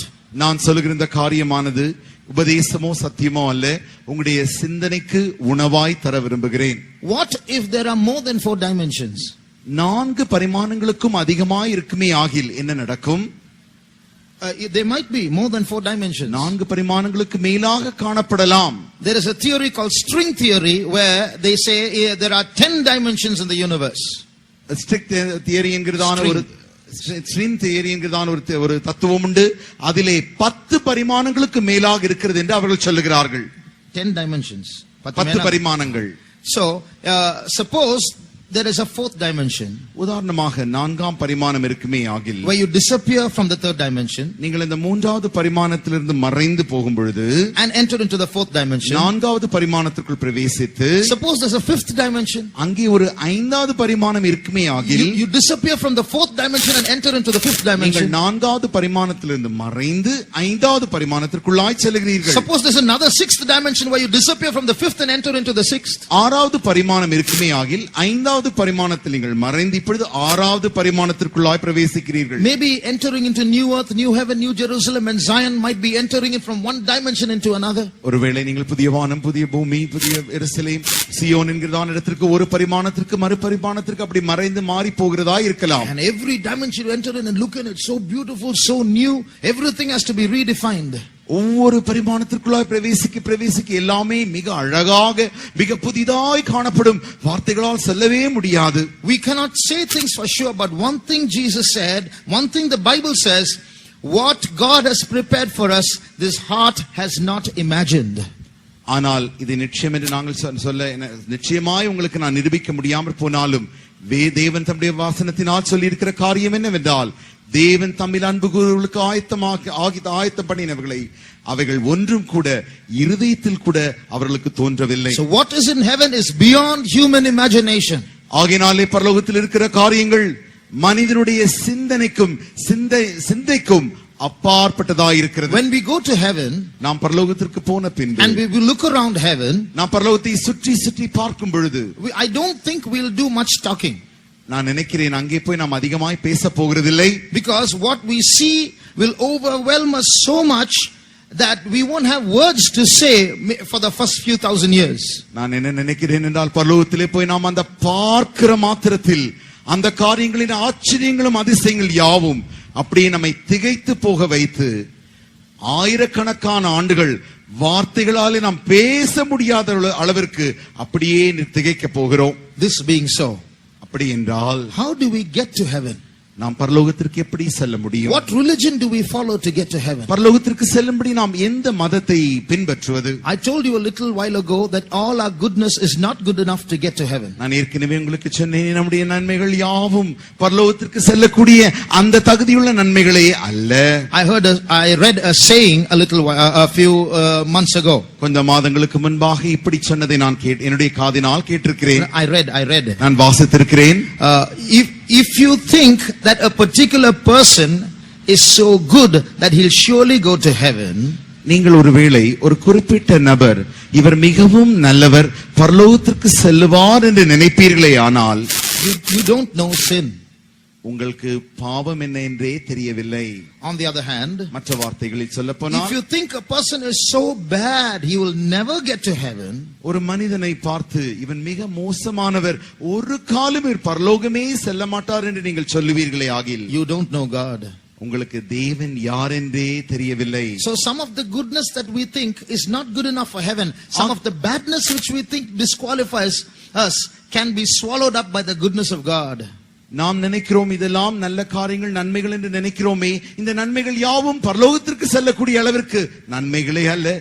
நாம் நினைக்கிறோமே இவைகள் எல்லாம் தீயவைகள் மோசமானவைகள் நினைக்கிறோமே, தேவனுடைய நன்மைகளாலே இந்த தீயவைகள் விழுங்கப்பட்டு விடுகின்றன. So finally you see a stairway there leading to a place beyond the clouds. கடைசியாக நீங்கள் எங்கே நிற்கிறீர்கள்? அந்த மேகத்திற்கும் அப்பாய் நிற்கிறதான அந்த இடத்தில் இருக்கிறீர்கள். No, you find a stairway there reaching beyond the clouds. You find a stairway, a staircase. நீங்கள் போகிறதான அந்த மேகத்திற்கு அப்பாற்பட்ட இடத்தில் வாசற்படிகளை காண்கிறீர்கள். What is that stairway in real life? அந்த படிகள், அந்த படியின் வழி என்ன காட்டுகிறது? Not a religion, அது மதத்தை அல்ல, not a philosophy. அது ஒரு தத்துவத்தையும் அல்ல. No religion in this world can take us to heaven. இந்த உலகத்தில் காணப்படுகிற எந்த மதமும் நம்மை பரலோகத்திற்கு எடுத்து செல்ல The முடியாது. Bible says even Christianity will not take a person to heaven. வேதமும் சொல்லுகிறது கிறிஸ்தவ மதமும் கூட மனிதனை பரலோகத்திற்கு எடுத்து செல்ல முடியாது. The way to heaven is not a set of teachings. The way to heaven is a person. பரலோகத்திற்கு செல்லக்கூடிய வழி என்பது ஏதோ ஒரு போதனைகளினால் அல்ல, அது ஒரு நபரினால் மாத்திரமே. It's not by following a set of rules. It's a person who takes us to heaven. சட்ட திட்டங்களை பின்பற்றுவதனாலே பரலோகத்திற்கு சென்று விட முடியாது, ஒரு நபரினாலே மாத்திரமே பரலோகத்திற்கு செல்ல முடியும். Jesus said, I am the way to heaven. இயேசு சொன்னார், நானே பரலோகத்திற்கு வழியாயிருக்கிறேன். He didn't say, I show the way to heaven. He said, I am the way to heaven. இயேசு நான் உனக்கு பரலோகத்திற்கு வழியை காட்டுகிறேன் என்று சொல்லவில்லை. அவர் சொன்னார், பரலோகத்திற்கு நானே வழியாயிருக்கிறேன். Like small children stumble when they walk, we human beings have to admit with all our goodness, every day with our own strength, we stumble all the time. சிறு பிள்ளைகள் எப்படி நடக்க துவங்கும் பொழுது தவறி தவறி விடுகிறார்களோ, கிறிஸ்தவர்களாகிய நாம், மனிதர்களாகிய நாம் இப்படிப்பட்டதான with all our goodness we are stumbling all the time. நமக்கு இருக்கிறதான எல்லா நன்மைகள் இருந்தாலும் கூட அநேக முறை நாம் வழுகி விழுந்து விடுகிறோம். Somewhere a lie comes. திடீரென்று ஒரு பொய் வந்து விடுகிறது. Somewhere our short temper is expressed. திடீரென்று நம்முடைய கடுங்கோபம் வந்து விடுகிறது. Somewhere a lustful emotion proceeds. திடீரென்று நமக்குள்ளே இச்சை புறப்பட்டு வந்து விடுகிறது. So some way or the other we are stumbling all the time. எங்கேயோ ஒரு இடத்தில் எப்பொழுதுமே நாம் தவறி விழுந்து கொண்டே இருக்கிறோம். Anyone here who can say from my birth till today I have never done anything wrong, put up your hands. இங்கு யாராகிலும் ஒருவர் என்னுடைய பிறப்பிலிருந்து இந்நாள் வரைக்கும் நான் தவறே செய்ததில்லை என்று சொன்னால் உங்களுடைய கரத்தை உயர்த்துங்கள். If you lift up your hands, that also will be a wrong. நீங்கள் அப்படி தவறி கையை உயர்த்தி விட்டால் அதுவே தவறாய் மாறிவிடும். So we are all human beings. நாம் எல்லாரும் மனிதர்களே. We all make mistakes all the time. நாம் எப்பொழுதுமே தவறுகளை செய்து கொண்டுதான் இருக்கிறோம். As a preacher, I can't lift you up because I myself make mistakes. நான் ஒரு பிரசங்கியாக நான் உங்களை தூக்கி விட முடியாது, ஏனென்றால் நானே சில தவறுகளை செய்து விடுகிறேன். As a human being, if I try to lift you up, I'll fall down with you. நான் ஒரு மனிதனாக உங்களை தூக்க முயற்சிக்கும் பொழுது உங்களோடு கூட நானும் விழுந்து விடுவேன். So to lift us up, we need someone who has never committed any sin. நம்மை உயர்த்தும்படியாக தூக்கும்படியாக பாவமே செய்யாத ஒருவர் அவசியமாயிருக்கிறார். And we need that someone who has never committed any sin to be strong enough to lift up anyone who comes with sin, to lift that man up. எந்த மனிதனும் பாவத்தோடு கூட அவரிடத்தில் வருவாரேயாகில் அந்த மனிதனை தூக்கும்படியாக அப்படி பாவமில்லாத பலமுள்ள ஒரு நபர் அவசியம். He should be able to lift up all mankind. If all mankind comes to him and says, save me, முழு மனித குலமும் அவரிடத்தில் வந்து எங்களை ரட்சியும் என்று சொல்லும் பொழுது முழு மனித குலத்தையும் தூக்கக்கூடிய பலனுள்ளவராக இருக்க வேண்டும். Not only that, அது மாத்திரமல்ல, that man who has never sinned, பாவமே செய்யாத அந்த நபர், that man who has the capacity to lift up anyone who comes to him, அவரிடத்தில் வருகிற எவரையும் தூக்கக்கூடிய அந்த மனிதர் must also bear the punishment of all the sins that a man has already committed till then. அதுவரைக்கும் மனிதன் செய்ததான பாவத்திற்கிய தண்டனையை அந்த தூக்கக்கூடிய நபர் அனுபவிக்க வேண்டும். All this is fulfilled only in one person in this entire universe. இந்த முழு அண்ட சராசரத்திலும் இப்படிப்பட்ட சொல்லப்பட்ட சகல காரியங்களையும் ஒரே ஒருவர் மாத்திரமே அது அவர் மூலமாய் சாத்தியம். Can anyone say loudly, who is that? சத்தமாக நீங்கள் அது யார் என்று சொல்ல முடியுமோ? Hallelujah! Hallelujah! Jesus is the way to heaven. இயேசு மாத்திரமே பரலோகத்திற்கு வழியாய் இருக்கிறார். We don't want to mince words and please anyone. நாங்கள் ஏதோ வார்த்தைகளை நன்றாக சொல்லி உங்களை பிரியப்படுத்த விரும்பவில்லை. But the Bible says, I want to tell you what the Bible says, whether you like it or not. The Bible says there is no other name under heaven whereby we might be saved other than the name of Jesus. இயேசு என்ற நாமம் அல்லாமல் இது உங்களை நம்மை ரட்சிக்கும்படிக்கு இந்த முழு அண்ட சராசரத்திலும் வானத்தின் கீழே வேறு ஒரு நாமம் இல்லை என்று சொல்லி உங்களுக்கு வேதம் பிடிக்கிறதோ இல்லையோ இந்த வேதம் அதை சொல்லுகிறது. So if you want to go to heaven, நீங்கள் பரலோகத்திற்கு போக விரும்பினால் it's not enough to be good. நல்லவராய் இருந்தால் போதாது. Because we can't be good. நம்மால் நல்லவராய் இருக்க முடியாது. But we have Jesus who can make us good. நம்மை நல்லவராய் மாற்றக்கூடிய இயேசு நமக்கு உண்டு. This evening, if there's anyone who can come to Jesus and say, Jesus, save me. இந்த மாலை வேளையில் யாராகிலும் ஒருவர் ஓடி வந்து இயேசுவினிடத்தில் இயேசுவே என்னை ரட்சியும் என்று நீங்கள் சொல்லுவீர்களே ஆகில், then that Jesus will come and give you the strength to be a good person. நீ ஒரு நல்ல மனிதனாய் இருக்கும்படிக்கு தேவையான பலனை அந்த இயேசு உனக்கு தருவார். You know, when he hung on the cross 2000 years ago, 2000 ஆண்டுகளுக்கு முன்பு அவர் சிலுவையில் தொங்கிக் கொண்டிருந்த பொழுது we might think that he was a coward. அவர் ஒரு கோழை என்று நாம் நினைத்தோம். Some people say, you say Jesus is God, why did he allow himself to get killed? சிலர் சொல்லுவார்கள், நீங்கள் இயேசுவை தேவன் என்று சொல்லுகிறீர்கள், அப்படி இருக்கும் பட்சத்தில் அவர் ஏன் தன்னை கொலை செய்யும்படி அப்படியே அனுமதித்தார்? You think he couldn't have escaped? தப்பித்துக் கொள்ள அவரால் முடியாதா என்ன? You think he was defeated at that time? அந்த வேளையில் அவர் தோற்று போனாரா என்ன?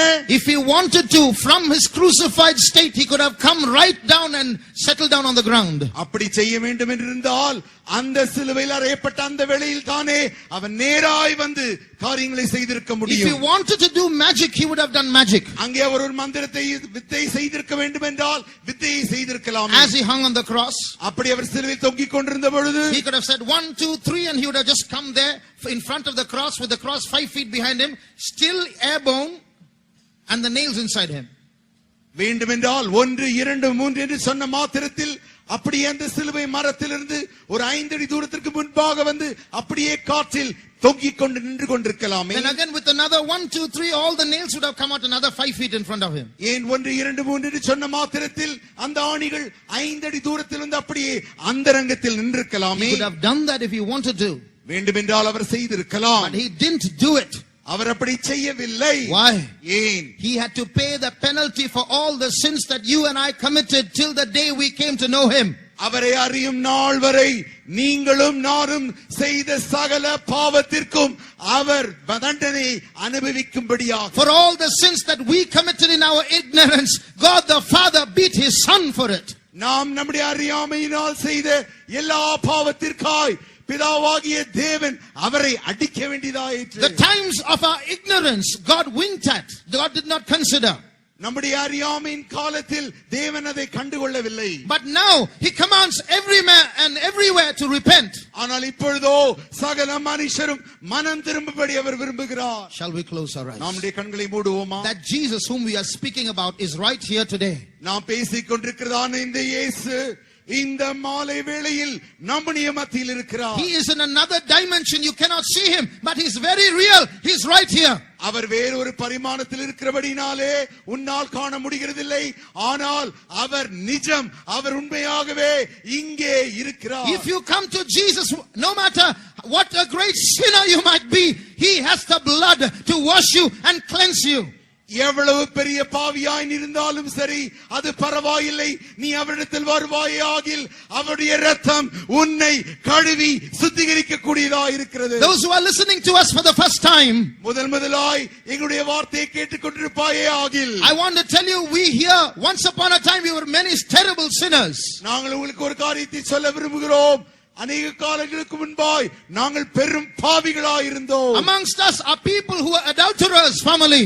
எங்களுக்குள்ளே சிலர் இருக்கிறார்கள், முற்காலத்தில் நாங்கள் விபச்சாரர்களாய் இருந்தோம். We were smokers and drunkards. நாங்கள் புகைப்பிடிக்கிறவர்களாய் இருந்தோம், குடிகாரர்களாய் இருந்தோம். We were people who practiced witchcraft. நாங்கள் மந்திரவாத சக்திகளை பயிற்சிவித்தவர்களாய் இருந்தோம். Some of us have gone to prison and come back. சிறைகளில் சிலர் சிறைச்சாலைக்கும் சென்றுவிட்டு திரும்பமாய் வந்திருக்கிறோம். But one day we came to know about Jesus. ஆனால் ஒரு நாள் இயேசுவை நாங்கள் அறிய ஆரம்பித்தோம். When we heard sermons like this and came to Jesus, இப்படிப்பட்டதான பிரசங்கிகளை நாங்கள் கேட்டு இயேசுவிடத்தில் நாங்கள் வந்த பொழுது, that Jesus came and touched us. அந்த இயேசு வந்து எங்களை தொட்டார். You know there is power in the death of Jesus. இயேசுவின் மரணத்திலே வல்லமை உண்டு என்று நீ அறியாயோ? Jesus may have died 2000 years ago. இயேசு ஒருவேளை 2000 ஆண்டுகளுக்கு முன்பாக மரித்திருக்கிறார். He may have died 5000 miles away. 5000 mile தூரத்திற்கு அப்பால் அவர் மரித்திருக்கிறார். But the power of the death of Jesus is effective here even today. ஆனால் அந்த இயேசுவின் மரணத்தின் வல்லமை இன்றைக்கும் இங்கேயும் வல்லமை உள்ளதாய் இருக்கிறது. Brother, sister, சகோதரி, சகோதரியே, is there any sin that is troubling your life? உன்னுடைய வாழ்க்கையில் ஏதாவது ஒரு பாவம் என்னை பிரச்சனைக்குள்ளாய் தீர்த்து Is கொண்டிருக்கிறதோ? there any problem in your life that cannot be solved by any human being? எந்த மனுஷனாலும் தீர்க்கப்படக்கூடாத அளவிற்கு இருக்கிற பெரிய பிரச்சனை உன்னுடைய வாழ்க்கையில் இருக்கிறதோ? We beseech you, we beg you, try Jesus once in your life. உங்களிடத்தில் நாங்கள் கெஞ்சி வேண்டி கேட்டுக்கொள்கிறோம், உங்களுடைய வாழ்க்கையை ஒரு முறை இயேசுவுக்கு அர்ப்பணிக்க மாட்டாய். Don't walk away from this place. The solution is here. இங்கிருந்து நீ போய்விட வேண்டாம், உனக்கு வேண்டிய தீர்வு இங்கே இருக்கிறது. Because Jesus is here. ஏனென்றால் இயேசு இங்கே இருக்கிறார். He saved me. அவர் என்னை ரட்சித்தார். He saved all of us here. இங்க இருக்கிற எல்லாரையும் அவர் ரட்சித்தார். And He has the power to save you as well. உன்னையும் அவர் ரட்சிக்க வல்லமையுடையவராய் இருக்கிறார். Whatever might be your problem, உன்னுடைய பிரச்சனை எதுவா இருந்தாலும் சரி, you may be a victim of witchcraft. நீ ஒருவேளை மந்திர சக்திகளுக்கு நீ பலியாய் போயிருக்கலாம். You may be a slave to sin. பாவத்திற்கு நீ அடிமையாய் இருக்கலாம். Maybe you're having a quarrel in your home and no one is able to solve it. உன்னுடைய வீட்டிலே பிரச்சனையும் போராட்டமும் சண்டையும் இருக்கலாம், யாருமே தீர்க்க கூடாத அளவிற்கு இருக்கலாம். Maybe this week you're going to file a divorce and your family life is going to come to an end. ஒருவேளை இந்த வாரம் நீ விவாகரத்து செய்ய வேண்டும் என்று தீர்மானம் செய்திருக்கலாம். Maybe you feel that you're going to end your life. You're fed up of living. உன் வாழ்க்கையே சலித்து போய் வாழ்க்கை முடித்துக் கொள்ளலாம் என்று நீ நினைத்துக் கொண்டிருக்கலாம். In the name of Jesus, இயேசுவின் நாமத்தில் we command an end to that problem. அந்த பிரச்சனைக்கு ஒரு முடிவை நாங்கள் கட்டளையிடுகிறோம். In the name of Jesus, இயேசுவின் நாமத்தில் we command the blood of Jesus to touch you. இயேசுவின் இரத்தத்தை உன்னை தொடும்படியா நாங்கள் கட்டளையிடுகிறோம். In the name of Jesus, இயேசுவின் நாமத்தில் we command that demon that is troubling your life to leave you. உன்னுடைய வாழ்க்கையில் போராடி பிரச்சனை கொடுத்து கொண்டிருக்கிற அந்த பொல்லாத பிசாசை வெளியே போகும்படி கட்டளையிடுகிறோம். He spake and it was done. He commanded and it stood fast. அவர் சொல்ல ஆகும், அவர் கட்டளையிட நிற்கும். No demon can stand before the presence of Jesus Christ. இயேசுவின் வல்லமைக்கு முன்பாய் ஒரு பொல்லாத வல்லமை நிற்க முடியாது. Today we are going to give room to the Spirit of God in our life. இன்றைக்கு நாம் நம்முடைய வாழ்க்கையில் இயேசு கிறிஸ்துவின் வல்லமைக்கு இடம் கொடுக்க போகிறோம். As we get filled with the Spirit of God, தேவனுடைய ஆவியினால் நிரப்பப்படும் பொழுது I believe the power of Jesus is going to touch some people here. இயேசு கிறிஸ்துவின் வல்லமை இங்கே இருக்கிற சிலரை தொட போகிறது. You are not going to go back as you are. நீ இருக்கிறவனாய் திரும்பி செல்ல போகிறதில்லை. You know my Jesus is an almighty God. உனக்கு தெரியும் என்னுடைய இயேசு சர்வ வல்லமையுள்ள தேவன். How many of you believe Jesus is almighty? எத்தனை பேர் விசுவாசிக்கிறீர்கள் இயேசு சர்வ வல்லமையுள்ள தேவன்? Let the power of Jesus flow from you now. இயேசுவின் வல்லமை உன்னிலிருந்து புறப்படட்டும். Some people are bound in this place. இந்த இடத்தில் சிலர் கட்டப்பட்டிருக்கிறார்கள். They are going to be free now in Jesus' name. இயேசுவின் நாமத்தில் அவர்கள் இன்றைக்கு விடுவிக்கப்பட போகிறார்கள். Some demons are going to flee from this place in Jesus' name. இயேசுவின் நாமத்தில் இந்த இடத்திலிருந்து பொல்லாத வல்லமைகள் ஓடி போக போகிறது. Some people's shackles are going to be loosed in Jesus' name. இயேசுவின் நாமத்திலே சிலருடைய விலங்குகள் கட்டவிழ்க்கப்பட போகிறது. I can feel the presence of God. தேவனுடைய சமூகத்தை நான் உணர முடிகிறது. How many can feel the presence of God? எத்தனை பேரால் தேவ சமூகத்தை உணர முடிகிறது? Jesus is real. இயேசு நிஜமாயிருக்கிறார். Heaven is real. பரலோகம் நிஜமாயிருக்கிறது. Hell is real. இந்த நரகம் நிஜமாயிருக்கிறது. But you don't have to go to hell, dear brother, dear sister. அருமையான சகோதரி சகோதரியே, நீ நரகத்துக்கு போக வேண்டிய அவசியம் இல்லை. தேவனுடைய பிள்ளையே, நரகம் நிஜமானதா இருக்கலாம், பிசாசு நிஜமானதா இருக்கலாம், பில்லி சூன்யம் நிஜமானதா இருக்கலாம். எல்லாவற்றிலிருந்தும் ரட்சிக்க ஒரு பெரிய தேவனை நாங்கள் அறிமுகப்படுத்துகிறோம். வானத்திலும் பூமியிலும் சர்வ அதிகாரம் உள்ள தேவன் நம்மத்தில் அவர் நடந்து கொண்டிருக்கிறார். விசுவாசிக்கிறவர்கள் தேவனுடைய மகிமையை காண போகிறீர்கள். இந்த நேரத்தில் உங்களை கட்டி வைத்திருக்கிறதான அந்தகாரத்தின் வல்லமைகள் இயேசுவின் பரிசுத்த நாமத்தில் நிர்மூலமாக்கப்படுகிற போகிறது. பெந்தேகோஸ்தே ஜனமே, தேவனுடைய ஆவியானவருக்கு இடம் கொடுப்போமாக. ஆவியானவர் நம்மத்தில் அசைவாடும் பொழுது, நமக்குள் எழுந்தருளும் பொழுது அந்தகாரத்தின் வல்லமைகள் நிர்மூலமாக்கப்பட போகிறது. இப்பொழுது ஒரு விடுதலை கிரியையை கர்த்தர் நடப்பிக்க போகிறார். Shabankatudanka Shabankalamaniam today. Thank you, Jesus. Thank you, Jesus. Oh, Riabau Shabankalamaniam today. Riabankalamaniam today. கவனியுங்கள், என்னுடைய வாழ்க்கையில் என்னுடைய குடும்பத்தில் பிரச்சனைகள் உண்டு. எங்கேயோ அலைந்தேன், இதுவரைக்கும் விடுதலை கிடைக்கவில்லை. இங்கேயாவது சமாதானம் கிடைக்குமா என்று நான் வந்திருக்கிறேன் என்று யாராவது இங்கே இழுப்பீர்கள் என்றால் தயவு செய்து பயப்படாமல் தயங்காமல் முன்னாடி நடந்து வாருங்கள். இயேசு உங்களை விடுவிக்க போகிறார். இங்கே யாராவது இருந்தால், நீங்கள் தெருவில் நின்று கொண்டிருந்தாலும், நீங்கள் தெருவுக்கு அந்த பக்கம் நின்று கொண்டிருக்கலாம், தயவு செய்து இங்கே வாருங்கள். இந்த சந்தர்ப்பத்தை நழுவ விட வேண்டாம். இயேசு உங்களை தொட போகிறார். யார் வந்தாலும் வராவிட்டாலும் நீங்கள் இயேசுவை நம்பி வாருங்கள். இயேசு உங்களை தொட போகிறார். எத்தனையோ நாட்களாய் இருந்த கட்டுகள் அறுக்கப்பட போகிறது. ஏனென்றால் பரிசுத்தவான்கள் இயேசுவின் நாமத்தில் உங்கள் தலையின் மேல் கைகளை வைத்து ஜெபிக்க போகிறார்கள். விடுவிக்கிற கர்த்தர் உங்களை ரட்சிக்க போகிறார். யாரா இருந்தாலும் சரி, எந்த மதத்தை சேர்ந்தவர்களா இருந்தாலும் சரி, இயேசு உங்களை நேசிக்கிறார். அவரை நம்பி வாருங்கள். விடுவிக்கிற அவருடைய கரம் இன்றைக்கு இந்த இடத்தில் நீட்டப்பட்டிருக்கிறது. இன்றைக்கு நீ விசுவாசத்தோடு தேவனுடைய மகிமையை காண போகிறீர்கள். வாருங்கள், வந்து கொண்டே இருங்கள். Thank you, Jesus. We praise, we praise, we praise you, Jesus. Thank you, Lord. We thank you, Jesus. We praise you, Lord. Thank you, Jesus. We praise, we praise, we praise you, Jesus. Thank you, Jesus. We praise you, Lord. Thank you, Lord. வாருங்கள், வாருங்கள், பயப்பட வேண்டாம். வந்து கொண்டு இருக்கிறார்கள்.